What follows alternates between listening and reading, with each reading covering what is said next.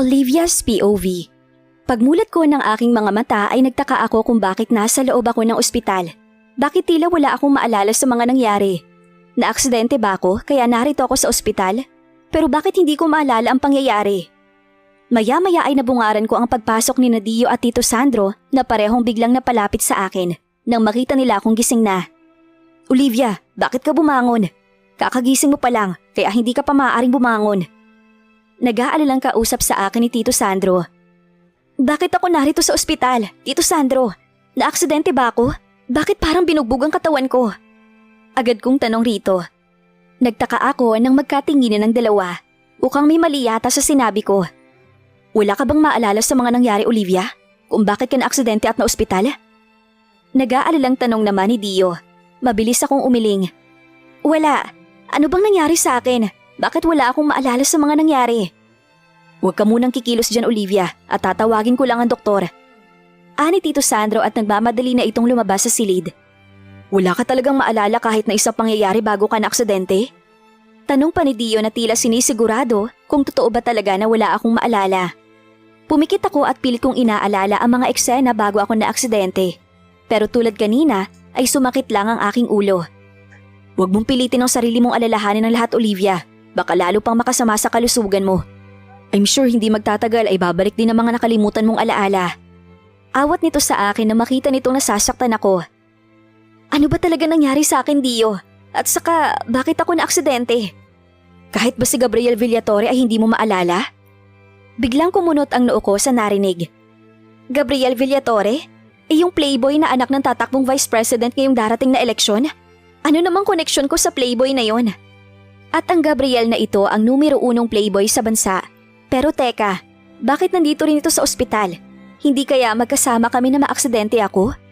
Nag-iba na bang taste ko sa lalaki? At pumatol ako sa lalaking ito na uungat ubod ng gwapo, mayaman, pero playboy naman. Good afternoon, Olivia. Kumusta na ang pakiramdam mo? Nakangiting kausap sa akin ni Doktora, kaya naudlot ang aking iniisip tungkol sa lalaking nakatitig pa rin sa akin at blankong ekspresyon. Hindi okay, Dok. Hindi ako makakilos ng maayos dahil masakit ang buong kong katawan.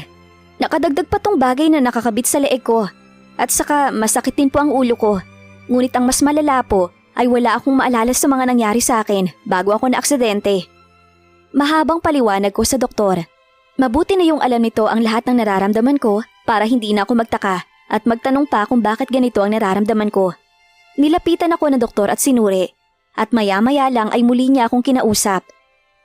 Lahat ng nararamdaman mo ay normal lang sa isang tao na naaksidente. Maswerte nga kayo dahil pareho kayo nakaligtas sa aksidente. Ang hindi lang normal ay yung wala kang maalala sa mga nangyari bago kayo na-aksidente. Marahil ay dala ng matinding pagkakabagok ng ulo mo kaya ka nagkaroon ng amnesia. Pero huwag kang mag-alala, Olivia, dahil hindi naman magiging permanent yung amnesia mo. Basta huwag mo lang pilitin ang sarili mo na alalahanin ng mga nakalimutan mo para hindi ma-trigger ang pagkasakit ng ulo mo. Hayaan mo lang ang panahon ang siyang kusang magbalik ng mga alaala mo. Mahabang paliwanag ng doktor. Sa haba ng mga sinabi nito ay iisa lang ang talagang tumatak sa aking isip. Ang sabi kasi ng doktor ay maswerte kayo dahil pareho kayo nakaligtas sa aksidente. Sino kayang tinutukoy nitong kasama ko na maaksidente ako? Hindi kaya totoo ang hinala kong ang playboy na si Gabriel Villatore nga ang kasama ko na maaksidente ako? Salamat, Dok. Huwag po kayo mag-alala at susubaybayan namin tong si Olivia para siguradong susundin niya ang inyong mga sinabi. Ani Dio sa doktor. Pagkatapos tumango ay nagpaalam na ang doktor at kaagad ding umalis. Sinong tinutukoy ng doktor na pareho kami nakaligtas sa aksidente? May kasama ba ako sa aksidente? Agad kong tanong kina Dio at Tito Sandro. Nagpalipat-lipat ang mga mata ko sa dalawa na bigla namang nagpalitan na makahulog ang tingin. Tila walang gustong magsalita sa dalawa na ewan ko kung bakit. Ako ang kasama mo na maaksidente ka, Olivia. Sakay tayo ng kotse ko at ako ang nagmamaneho. Sagot ni Gabriel Villatore na siyang nagpatotoo sa aking hinala. At bakit naman kita kasama, Mr. Villatore? Hindi ako maniniwala kung sasabihin mo nakikipag-date ako sa'yo, kaya magkasama tayo. May amnesia lang ako, pero ang nararamdaman ko ay wala. I hate playboy like you, kaya imposibleng makipag-date ako sa'yo. Prangkang sabi ko rito. Lalo namang nagpalitan na makahulog ang tingin sina Dio at Tito Sandro, kaya mas lalo ako nagtaka. Huwag kang masyadong mag-imagine, Miss Lopez. Hindi rin naman ikaw ang tipo ng babaeng gugustuhin ko makadate. Kaya lang tayo magkasama ay dahil bodyguard kita. Madilim ang mukha na sagot ni Gabriel na tila na insulto sa mga sinabi ko. Nanlaki naman ang mga mata ko nang marinig ko ang sinabi ng binata. Ano? Ako? Bodyguard mo? Imposible! Anong nangyari at naging bodyguard ako ng isang playboy? Bakit ko naman tinatanggap ang trabahong yon? O baka naman hindi ito nagsasabi ng totoo? Hindi ako naniniwala na bodyguard mo ko. Masama ang tingin na sagot ko sa binata. Biglang tumikim ng malakas si Ninong, kaya nabaling sa kanya ang aking atensyon. Totoo ang sinabi ni Gabriel Olivia. Nagtatrabaho ka bilang bodyguard niya at ako mismo ang nagpasok sa'yo bilang kanyang bodyguard. Ani Ninong Sandro. Hindi ko napigilan ang mapasimangot sa aking narinig. Alam naman ni Ninong Sandro na hate ko ang mga katulad ni Gabriel, pero bakit niya ako binigyan ng ganoong klaseng trabaho? Pero bakit ko naman tinanggap? At saka, nasa narcotic ang linya ko at hindi pagbabantay ng mga mayayamang tao, kaya bakit sa akin ibinigay ni Ninong ang trabaho na bodyguard ni Gabriel? Pero profesional si Ninong pagdating sa trabaho, at kapag sinabi nito na ako ang magiging bodyguard ni Gabriel, ay wala akong magagawa kundi ang tanggapin iyon, kahit labag man sa kalooban ko. Iyon siguro ang dahilan kung bakit ko tinanggap na maging bodyguard ng playboy na anak ni Mr. Greg Villatore. Magkasama tayo na aksidente, di ba? Bakit naman tayo na aksidente? Muling baling ko kay Gabriel. Pauwi na tayo sa bahay ko nang bigla tayong paulanan ng bala ni Tito Abner at ang tauhan nito. Nakipaghabulan tayo sa kanila. Natamaan ng bala ang isang gulong ng kotse ko, kaya nawalan na ako ng kontrol at nagpa-ekis-ekis ang kotse ko sa lansangan. Hanggang sa nakabangga ako ng iba pang mga sasakyan at pareho tayong nawalan ng malay. At yun na nga, dito ka na nagising. Mahabang pagkukwento ni Gabriel. Pinigilan ko ang mapangiwi sa harapan nila. Base sa kwento nito ay naging pabaya ako sa trabaho ko. Dapat sa lahat ng oras ay alerto ako kahit saan man ako magpunta, lalo pa at kasama ko ang boss ko.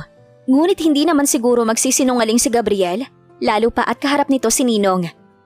Sorry at naging pabaya ako sa trabaho ko, kaya hindi ako magagalit kung aalisin mo ko sa pagiging bodyguard mo ora mismo. Paumanhin ko sa binata. It's okay, Olivia. Wala namang perpektong tao sa mundo. Ang mahalaga ay pareho tayong ligtas.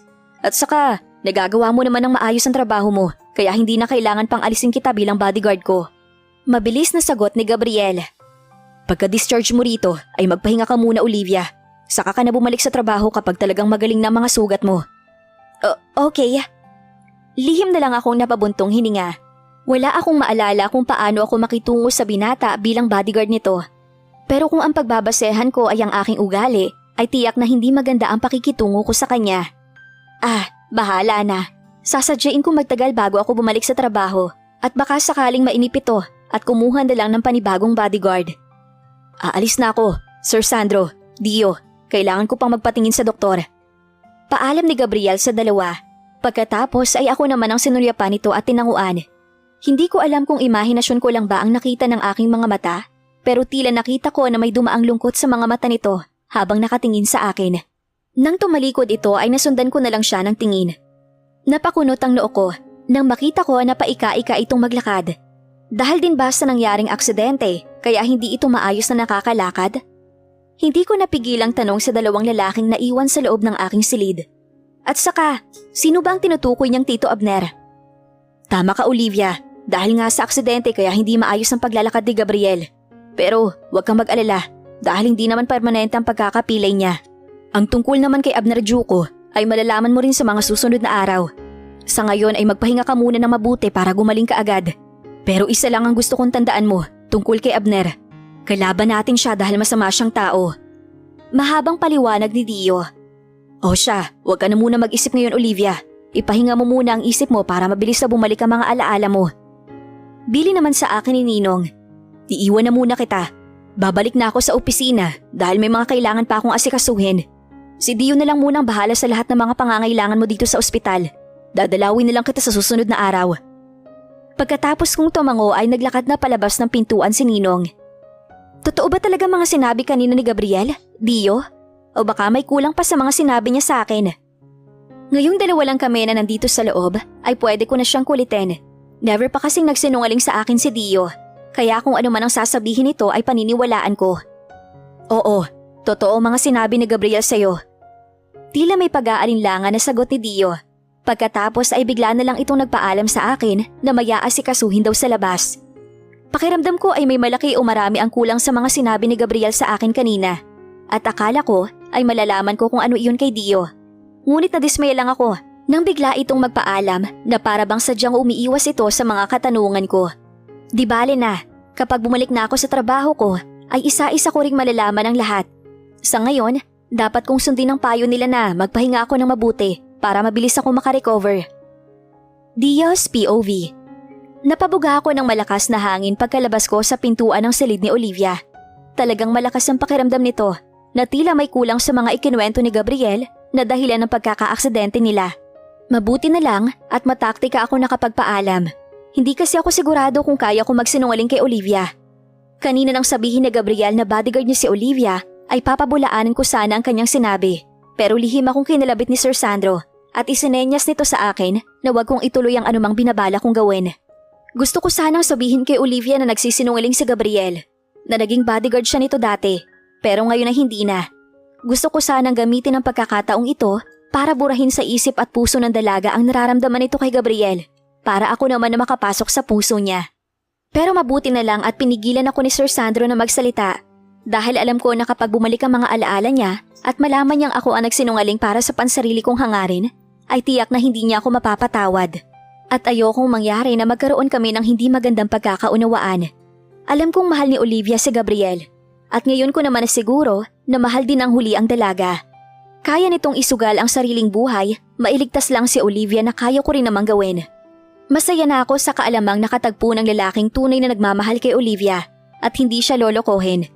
Sa halip na bumalik agad sa loob ng kwarto ni Olivia, ay naglakad ako palabas ng ospital para bumili ng tubig at prutas. Pero napakunot ang noo ko na makita kong nag-uusap sina Sir Sandro at Gabriel sa tapat ng nurse station at mukhang seryoso ang kanilang pinag-uusapan. Palihim akong naupo sa isang upuan na malapit sa mga ito at pinakinggan ang usapan ng mga ito. Curious kasi ako kung anong pinag-uusapan nila at pareho silang seryoso ang muka. Mabuti at yun ang sinabi mo kay Olivia, Sir Sandro. Ayokong sisihin niya ang kanyang sarili kapag nagbalik na mga alaala niya at malaman niyang dahil sa kanya kaya ako napilay. At baka hindi na muling makalakad pa ng maayos. Narinig kong sabi ni Gabriel kay Sir Sandro. Nabigla ako nang marinig ko ang sinabi nito. Hindi ko alam na si Olivia pala ang dahilan kung bakit napilay ang isang paa ni Gabriel. Dahil ang sabi lang naman sa akin ni Sir Sandro ay naipit sa upuan ng paa ni Gabriel nang maaksidente sila ni Olivia. At lalong hindi ko alam na hindi lang pala simpleng pilay ang nangyari sa lalaki, kundi baka hindi na ito makalakad pang muli. And knowing Olivia's feeling para kay Gabriel, ay tiyak nga na sisisihin ng dalaga ang kanyang sarili sa nangyari kapag nagbalik na ang mga alaala niya. Gabriel is very considerate of Olivia's feelings. Talagang mahal na mahal nito ang dalaga. Ginagawa niya ito para sa kapakanan ng kaibigan ko. Sa natuklasan ko ngayon, ay nagkaroon ako ng paghanga at respeto sa kanya. Ngayon ay bukal na sa kalooban ko na magparaya. Dahil alam ko na magiging masaya ang babaeng pinakamamahal ko sa piling ni Gabriel pagkatapos ng problemang ito. Olivia's POV.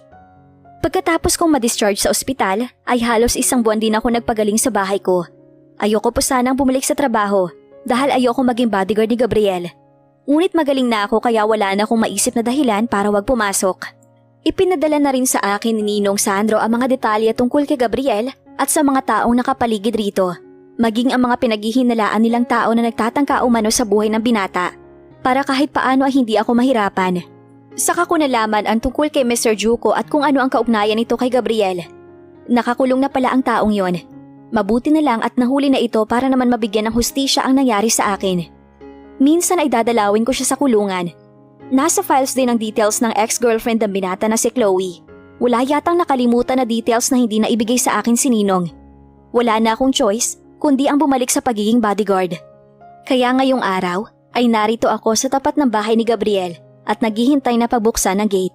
Hindi nagtagal ay may gwardiya na nagbukas sa akin. Good morning, Olivia. Ako si Aldo, ang head security ng bahay ni Sir Gabriel. Nakangiting bati sa akin ng isang lalaking matangkad at maskulado ang pangangatawan. Sabay pakilala ng kanyang sarili. Hello, Aldo. Alanganing sagot ko sa kanya. Matagal ka na bang tauhan ni Gabriel? Usisa ko rito. Mabilis naman itong tumango at ngumiting muli. Magmula pa nang binatilyo ako ay nagtatrabaho na ako sa kanya At hanggang ngayon na may asawa at mga anak na ako, ay nagtatrabaho pa rin ako sa kanya. Mabait kasi si Sir Gabriel, kahit na babaero. Pagtutuloy ko sa iniisip kong sasabihin ni Aldo, tila naman hindi malaman ng lalaki kung sasang-ayon ba ito sa aking sinabi o ipagtatanggol ang amo. Basta mabait si Sir Gabriel, kaya nagtatagal sa kanya mga tauhan niya. Maliban lang sa mga tauhan niya nagkaroon ng malaking kasalanan. Pagtatanggol nito sa amo, hindi ko napigilan ang mapailing. Masyadong loyal si Aldo sa kanyang boss, pero okay lang. Maganda nga yun dahil may loyal na tauhan si Gabriel. Bigla akong natigilan sa ideyang pumasok sa aking isip. Bakit bigla naman yata ako naging concern sa lalaking yon? Sige Aldo, papasok na ako sa loob. Paalam ko sa gwardya. Pagkatapos ay naglakad na ako pabalik sa aking kotse para ipasok ito sa loob ng gate. Akmang bubuksan ko na ang pintuan ng sasakyan ko nang muli akong tawagin ni Aldo. Nagtatakang nilingon ko siya. May nakalimutan ba itong sabihin sa akin? Bakit? Welcome back. Nakangiti pa rin kausap niya sa akin. Thank you. Maikling tugon ko. Napansin ko na masyado itong palangiti at kung makipag-usap siya sa akin ay tila ba close kaming dalawa. Ngunit hindi naman pamilyar sa akin ang mukha niya. Kung matagal na siyang head ng security ni Gabriel sa bahay nito, ay imposible na hindi ko ito palaging nakikita at nakakausap. Pero bakit tila hindi ito pamilyar sa akin? Napabuntong hininga na lang ako at mabilis na akong pumasok sa mansyon. Habang naglalakad ako palapit sa pintuan, ay tila may mga imahe na tila nais lumabas sa aking isipan. Pinilit ko ang aking sarili na makita ang mga imahe, ngunit biglang sumakit ang aking ulo na nagpahinto sa aking paglalakad. Olivia, are you okay? Kausap sa akin ang tinig ng isang lalaki na pamilyar sa akin, ngunit hindi ko rin maalala kung saan at kailan ko narinig ang boses nito. Malakas kong ipinilig ang mukha ko at agad na binura sa aking isip ang mga malalabong imahe. Sabay lingon ko sa lalaking nagsalita. I'm okay. You are? Edsel. I'm Edsel Villatore, Kuya Gabriel's brother. It's nice to meet you again, Olivia. Nakangiting pakilala niya sa akin. Nakakaengganyo ang ngiti nito, kaya napangiti na rin ako. Magaan ang loob ko sa kanya at pamilyar sa akin pati ang mukha niya. Siguro ay close kami noong hindi pa nawawala ang aking mga alaala. Mukha ring hindi ito gagaya sa kuya nito na nagbibilang ng girlfriend. Kaya siguro naging malapit ako sa kanya. Pasensya ka na Edsel. Although pamilyar ka sa akin at magaan ang loob ko sa iyo, ay hindi rin kita maalala. Nahihiyang paumanhin ko rito. Hindi ko na kailangan pang sabihin ko sa binata kung bakit. Dahil natitiyak ko na nasabi na rito ni Gabriel ang tungkol sa pagkakaroon ko ng partial amnesia. It's okay Olivia. In the future ay babalik din ang memories mo sa bahay na to. Sa akin, sa lahat ng mga taong nakatira sa bahay na to. Lalong-lalo na ang memories mo kay Kuya Gabriel. Ani Edsel na tila may nais ipakahulugan sa kanyang huling sinabi. Memories ko bilang bodyguard ng kapatid mo. Pagtatama ko sa huling sinabi nito.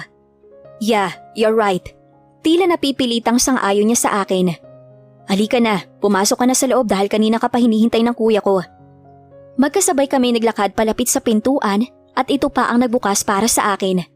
Pagpasok ko sa loob, ay naroon ng familiarity sa aking nakikita. Nagtatrabaho nga talaga ako bilang bodyguard ni Gabriel. Nasaan ang kuya mo? Akala ko ba hinihintay niya ako?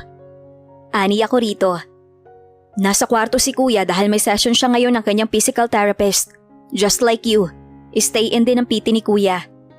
Sagot ni Edsel. Hindi ko napigilan ang mapakunot ang noo sa aking narinig. Nasa bahay nito ang kanyang PT? At saka, bakit kailangan pa niya ng PT? Akala ko ba ay simpleng pilay lang ang nangyari sa kanyang kaliwang paa? Bakit kailangan ng kuya mong PT? Hindi ba napilayan lang siya na maaksidente kami? Ang mabuti pa. Ani pa nito. Napailing na lang ako at walang imik na sumunod sa lalaki. Pagpasok namin sa loob ng kwarto, ay nakita ko ang isang magandang babae na nagliligpit ng gamit nito at tila katatapos pa lang ng kanilang session. Lihim akong napaismid. Ngayon ay alam ko na kung bakit dito pinastay ni Gabriel ang PT nito. Dahil maganda ito at tiyak na nataypan nito ng binatang playboy. Hindi ko maintindihan kung bakit tila may biglang kurot ang naramdaman sa aking puso dahil sa ideyang pumasok sa isip ko ngayon. Ang weird naman. Pagkapasok namin sa loob ng kwarto ni Gabriel, ay sabay silang napatingin sa amin ng kasama nitong PT. Magkaiba ng ekspresyon ang nakita ko sa dalawa. Kung ang ekspresyon ng binata ay bilang sumaya na makita ako, ay sumimangot naman ang personal trainer nito. Tila pa nga inirapan niya ako ng mabilis. Obvious na hindi nito nagustuhan ang aking pagdating. Nakakaistorbo ba kami? Mamaya na lang ko papasok kapag tapos na kayo mag-usap ng PT mo. Nakataas ang kilay na sabi ko sa binata pagkatapos ay tinapunan ko ng tingin ng babae na hindi na naitago sa akin ng pagsimangot. Of course not. Hindi ka nakakaistorbo, Olivia, at never kang makakaistorbo sa akin. Ani Gabriel na may matamis na ngiti sa mga labi. Saka tapos na naman na kami ni Vilma. Tama si Sir Gabriel, Olivia. Tapos na kami, kaya hindi ka na makakaistorbo pa. Sabat naman ang PT na Vilma ang pangalan. Feeling ko ay sinadya nitong diinan ng salitang makakaistorbo para iparating niya sa akin na talagang makakaistorbo nga ako kung sakaling hindi pa sila tapos. Nandito nang hinihintay mong bodyguard, kuya. Paano? Aalis na muna ako at sasamahan ko si daddy sa pangangampanya. Paalam naman ni Edsel. Pagkatapos ay tumingin din siya sa akin na agad ko namang tinanguan. Pagkalapas ni Edsel ay naglakad ako papalapit sa kinauupo ang kama ni Gabriel. Hindi ko napigilan ang pagtaas ng isa kong kilay nang maupo rin si Vilma sa gilid ng kama ng binata na tila ba wala itong balak na umalis kahit natapos na ang trabaho nito. Gusto mong marinig ang pag-uusapan namin ni Gabriel, Vilma? Nakangiting tanong ko sa babae, ngunit may talim sa aking boses. Nakakainis kasi ang babaeng to. Para bang girlfriend ito ni Gabriel na ayaw iwan ng binata sa loob ng kwarto. Kung okay, iwan mo na kami ni Olivia, Vilma. Agad na putol ni Gabriel sa anumang sasabihin ng babae. Walang kibo na tumayo naman si Vilma at pinitbit ang mga gamit nito palabas sa kwarto. Ngunit bago ito tuluyang lumabas, ay iniwanan niya ako ng isang matalim na irap. Napaismid ako sa ginawa ni Vilma. Ano naman kaya ang problema niya sa akin? Kapag inirapan pa niya ako, ay talagang papatulan ko na siya. Bago ko umpisahan ang sasabihin ko, gusto ko munang malaman kung girlfriend mo ba si Vilma? Parang sasakupin na niya ako ng buhay kung makatingin siya sa akin. Prangkang wika ko sa binata. Of course not. Nandito lang siya para magmassage sa paa ko para mabilis ako makalakad. Mabilis na paliwanag ni Gabriel na may bahagyang ngiti sa mga labi. Tila ba natutuwa ito sa kung anong kadahilanan na tanging ito lang ang nakakaalam. Akala ko ay girlfriend mo siya. Sa bagay, hindi naman nakapagtataka kung maging girlfriend mo siya, lalo na at mabilis ka sa mga babae. Nakaismid kong sabi rito. Inis ako sa mga lalaking playboy, kaya inis din ako sa lalaking to. Pero hindi ko maintindihan kung bakit tila may halong kirot sa aking puso ang inis na nararamdaman ko sa kanya. Maya-maya ay biglang naglaho ang ngiti sa labi ni Gabriel nang marinig ang sinabi ko na tila ba hindi niya ito nagustuhan. Mukhang hindi mo yata binasa na maigi ang details na ibinigay sa iyo ng ninong mo, Olivia. At bakit mo naman nasabi yan? Kunot noong sagot ko sa kanya. Dahil sa isip mo ay isa pa rin akong playboy. Kung nabasa mo na maigi ang mga detalye tungkol sa akin ay hindi mo na iisipin yan at hindi mo na ako pagsasalitaan ng ganyan. Seryosong saad nito. Bigla akong natahimik. May files nga akong nakita na puro details ni Gabriel. Pero hindi ko yun masyadong pinagtuunan ng pansin. Mamaya ako nalang muling titingnan ng files sa laptop ko. Ano na palang plano mo ngayon? I mean, plano mo tungkol kay Mr. Juko. Pag-iiba ko ng usapan. Sa tingin mo ba ay siya talaga nagtatangka sa buhay mo? At bakit naman yun gagawin? Sa tingin ko ay siya talaga nagtatangka sa buhay ko. At ginawa niya yun dahil ayaw niya matagpuan ko ang aking tita na nakakulong sa loob ng bahay niya rito sa Maynila. Sagot ni Gabriel habang nakatitig sa akin. Pakiramdam ko ay hindi ito interesado sa pinag-uusapan namin dahil mas interesado itong titigan na lang ako. Biglang bumilis ang tibok ng puso ko sa kakaibang titig nito. Bakit ba siya ganito kumakatitig sa akin? Nang unang beses ko siyang makausap sa ospital, ay ganito na rin kung titigan niya ako. Para bang maraming nakapaloob na mga mensahe sa kanyang titig na gusto niyang maiparating sa akin. Kailan ka ba bibisita sa kulungan ni Mr. Juko? Gusto ko sana siyang makausap. Binisita ko na siya kahapon pa at hindi mo na rin siya mabibisita dahil inilipat na siya ng kulungan. Anito sa akin. So, wala na nagtatangka sa buhay mo ngayon kaya pwede na ako magpaalam bilang bodyguard mo? No. Mabilis na sagot niya sa akin. Bigla pa itong tumayo at akmang lalapit sa akin, ngunit na off balance ito dahil wala itong hawak na tungkod at pabigla pa ang ginawang pagtayo. On instinct, napalapit ako sa kanya ng mabilis para maagapan ng binata na huwag matumba. Ngunit hindi ko inaasahan ang bigat ng kanyang katawan, kaya pareho kaming natumba sa sahig. Oh, I'm sorry Olivia, nasaktan ka ba? Tarantang tanong niya sa akin ngunit hindi naman umalis sa pagkakadagan sa akin. Hindi mo naman kailangan mag-react ng ganon, na off balance ka tuloy at pareho pa tayong bumagsak sa sahig. Nakangawing sagot ko sa kanya. Inilagay ko ang dalawa kong kamay sa balikat nito para magkaroon ng malaking space ang pagitan namin. Nag-aalala kasi ako na baka marinig nito ang malakas na pintig ng aking puso. Nagtataka na talaga ako sa aking sarili kung bakit ganito ang ikinikilos at nararamdaman ko sa binata. I'm sorry, Olivia. Pero gusto kong malaman mo na gusto ko ang posisyon natin ngayon at sana palagi tayong ganito. Anong ibig mong sabihin? Gusto mo na ganito na tayo forever? Ang bigat mo kaya? Umalis ka na nga sa ibabaw ko at nahihirapan ako makahinga? Dugtong ko pa ngunit ang totoo ay talagang naiilang ako sa posisyon namin. Akmang ibubuka na sana ni Gabriel ang kanyang bibig para magsalita, ngunit hindi natuloy nang bigla na lang bumukas ang pintuan ng kwarto at bumungad ang nag-aalalang muka ni Vilma. Agad na palitan ng pagdidilim na muka ang anyo nito nang makita niya ang posisyon namin ni Gabriel sa sahig. Tinapunan niya ako na masamang tingin bago lumapit at tinulungang makaalis ng binata sa ibabaw ng katawan ko. Ano bang nangyari at nasa sahig ka, Sir Gabriel? Tanong nito sa binata na tila ba ito lang ang nakita nito sa sahig at hindi ako kasama. Mukhang mabigat yata ang dugo sa akin ng babaeng to. Na-off balance lang ako at tinangka akong saluhin ni Olivia. Pero hindi naman niya kaya ang aking bigat kaya pareho kami natumba sa sahig. Natatawang sagot ni Gabriel na tila hindi pansin ang indifference na ugali ng kanyang piti sa akin. Akala ko kasi tawang natutumba kaya tinangka akong saluhin pero hindi ko akalain na higante pala kaya nadaganan tuloy ako.